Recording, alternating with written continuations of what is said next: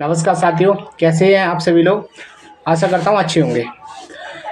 कभी ऐसा हुआ है कि आप जब रात में अचानक नींद से जग गए हों और महसूस किया हो कि आप अपने हाथ और पैर हिला नहीं पा रहे हैं, अपना सिर उठाने की कोशिश कर रहे हैं पर अपनी जगह पर जम गया लग रहा है। आप अपने आसपास की हर चीज़ को महसूस कर पा रहे हैं और लेकिन ना तो आप अपनी जगह से हिल पाते हैं और ना ही कुछ बोल पाते हैं। ऐसा लगता है कि आप ज़ोर से चिल्लाना चाह रहे हैं पर गले से आवाज़ ही नहीं निकल पा रही है। सीने पर कुछ भारी सा सामान रख दिया गया है या कोई बैठ गया है और गले फेफड़ों से हवा पास नहीं हो पा रही है। कई बार आपको अजीब सी चीज़ें दिखाई और सुनाई पड़ती हैं। ये कोई डरावना सपना नहीं है और ना ही किसी भूत प्रेत का चक्कर है, बल्कि मेडिकल भाषा में इसे स्लीप पैरालिसिस कहा जाता है। यह तब होता है जब आपका दिमाग का कुछ हिस्सा अब भी सो रहा हो। जैसे जब आपका दिमाग का कुछ हिस्सा जगा होता है जबकि शरीर को नियंत्रण करने वाला कुछ हिस्सा अब भी सो रहा होता है।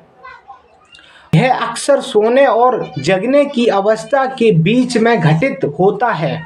जब आप मूवमेंट करने की कोशिश करते हैं, मतलब बोलने की कोशिश करते हैं, तो कई सेकंड या मिनटों तक ऐसा करने में असमर्थ रहते हैं। इस स्थिति में या तो आपको खुद को पूरी तरह जगाना पड़ता है या नींद की आगोश में फिर से चले जाना पड़ता है। ये आप इसको ऐसे समझ सकते हैं, उदाहरण के तौर पे, कि आपका दिमाग कई सारे लाइट बल्ब की तरह है जिनका बंद करने के लिए अलग अलग ऑन ऑफ स्विच हैं। वैसे तो दिमाग के सारे स्विच एक साथ बंद हो जाने चाहिए और पूरे दिमाग को एक साथ जगना होना चाहिए। हालांकि कई बार दिमाग की कुछ स्विच पहले ऑन हो जाते हैं जबकि कुछ ऑन होने की तैयारी कर रहे होते हैं। नींद में चलने और बोलने की प्रक्रिया भी कुछ इसी तरह होती है। इसमें कुछ तरह जगने से पहले ही आपके कुछ अंग सक्रिय हो जाते हैं। अब क्या है देखो, कब होता है स्लीप पैरालिसिस, इसके भी बारे में आप थोड़ा जान लीजिए। स्लीप पैरालिसिस सामान्यतः दो तरह से हो सकता है। एक, जब आप सोने की कोशिश कर रहे होते हैं तब, और दूसरा एक जब जगने जा रहे होते हैं, मतलब जगने वाले होते हैं तब। सोते वक्त अगर ऐसी स्थिति बनती है तो इसे हिप्नोटिक स्लीप पैरालिसिस कहते हैं और अगर यह जगने के दौरान होता है तो इसे हिप्नोटिक स्लीप पैरालिसिस कहा जाता है। अब आता है कि हिप्नोटिक स्लीप पैरालिसिस में क्या होता है, मतलब ये जो हिप्नोटिक स्लीप पैरालिसिस है वो क्या है। जब आप नींद में जा रहे होते हैं तो आपका शरीर आराम की स्थिति में जाने लगता है।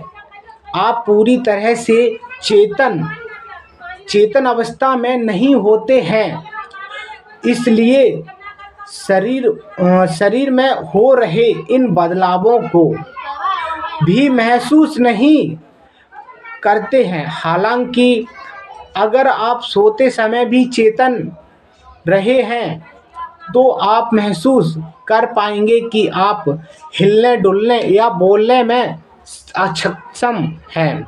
मतलब हिलना डुलना और बोलना भी आपका बंद हो जाता है। अब इसके बाद हिप्नोटिक स्लीप पैरालिसिस में क्या होता है। नींद के दौरान आपका शरीर नींद की दो अवस्थाओं से गुजरता है। पहला है रैपिड आई मूवमेंट, मतलब जो पहला वाला है वो रैपिड आई मूवमेंट, और दूसरा कौन सा है, नॉन रैपिड मूवमेंट। नींद का रैम, और ये मतलब ये इनका इंग्लिश में है ये, और मैं हिंदी में बता देता हूँ। रैपिड आई मूवमेंट और रैपिड आई मूवमेंट साइकिल करीब 90 मिनट होता है। सबसे पहले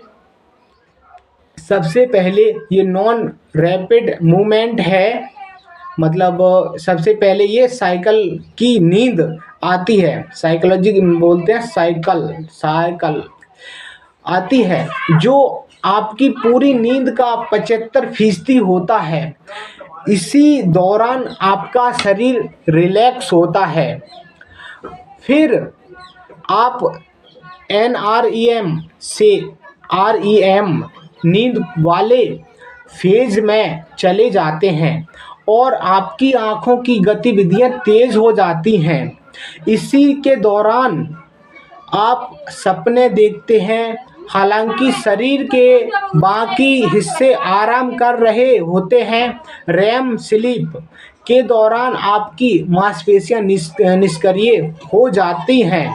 अगर रैम साइकिल खत्म होने से पहले ही आप किसी वजह से जग जाते हैं तो आप बोलने या हिलने डुलने में असमर्थ होते हैं। अधिकतर स्लीप पैरालिसिस की कंडीशन नींद में जाते समय नहीं बल्कि नींद से जगने के दौरान ही होता है। स्लीप पैरालिसिस के दौरान डरावने अनुभव क्यों होते हैं, इस बात पे भी बात करते हैं।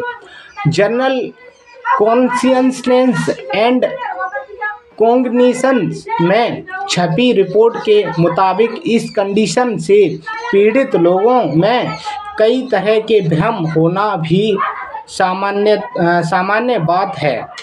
इस दौरान 3 तरह के भ्रम होते हैं, जैसे कमरे में किसी की मौजूदगी का एहसास, सीने पर किसी भारी चीज़ के रखे होने का एहसास, असामान्य तरह से शारीरिक अनुभव जैसे